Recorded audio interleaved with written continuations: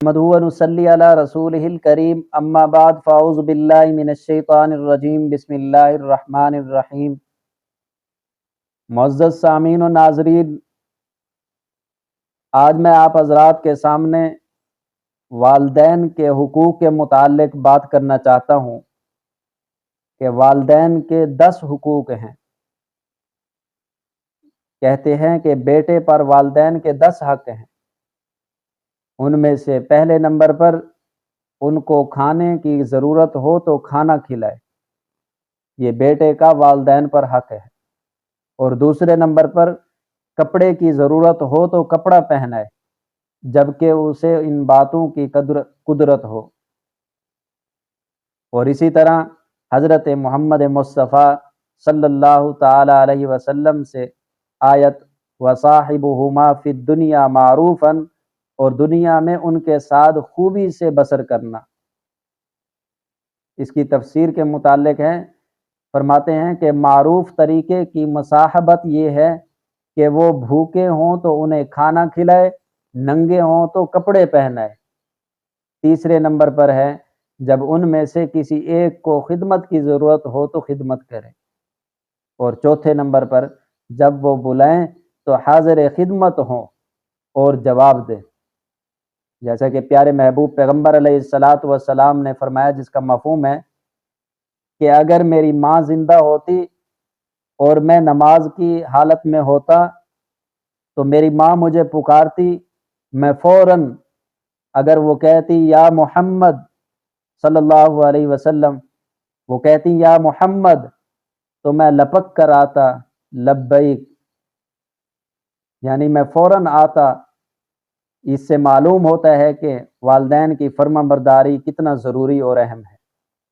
اور اسی طرح 5ویں نمبر پر جب اسے کسی بات کا حکم دیں تو اطاعت کرے، جبکہ حکم کسی معصیت یا غیبت وغیرہ کا نہ ہو، یعنی غیر شرعی اگر والدین غیر شرعی حکم دیں تو ان کو کرنے کی اسلام اجازت ہرگز نہیں دیتا۔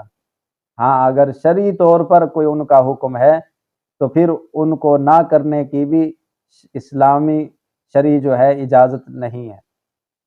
یعنی کہ اگر وہ شرعی طریقے پر کوئی حکم کر رہے ہیں اور آگے اولاد نافرمانی کر رہی ہے تو یہ نافرمانی شمار ہوگی، ان کی تابع داری نہیں۔ لہٰذا شرعی احکامات کے اندر ان کی اطاعت اور پیروی کرنا یہ اولاد کی ذمہ داری ہے، اور بیٹے کا حق ہے والدین پر کہ ان کی فرما برداری کرے۔ اور اسی طرح 6 نمبر پر ہے ان کے ساتھ نرم گفتگو کرے اور سخت کلامی اختیار نہ کرے۔ بہت سارے ایسے دوستوں کو دیکھا ہے، ایسے لوگوں کو دیکھا ہے کہ وہ اپنے والدین کے ساتھ ایسے طریقے سے مس بیہیو کر رہے ہوتے ہیں کہ انسان سوچ بھی نہیں سکتا کہ یہ اس کا والد ہے یا اس کا کیا لگتا ہے۔ یعنی ان کے ساتھ رویہ ان کا ایسے طریقے سے ہوتا ہے کہ انسان سوچنے پر مجبور ہو جاتا ہے۔ اللہ تعالی ہم سب کو والدین کی فرما برداری کرنے کی توفیق عطا فرمائے۔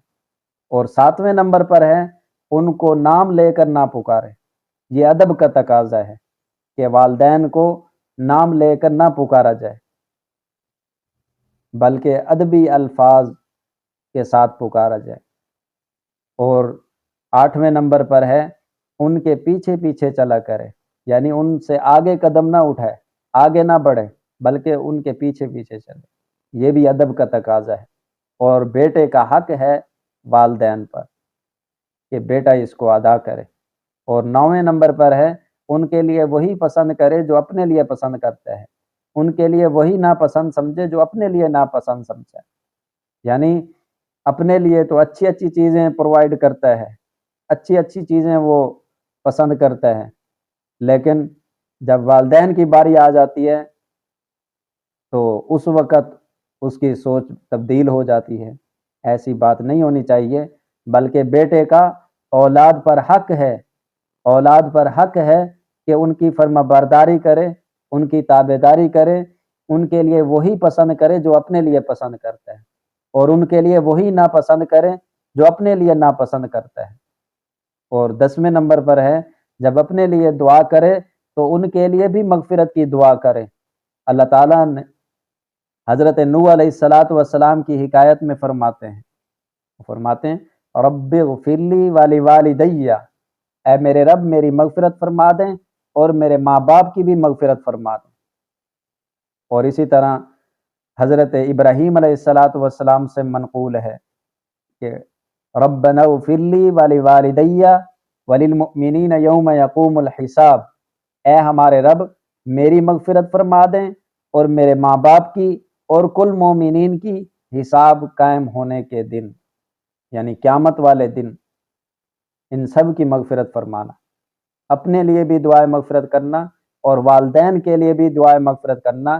یہ اولاد کا اپنے والد کا حق، اپنے والدین پر حق ہے، یہ ان کا حق ادا کرے۔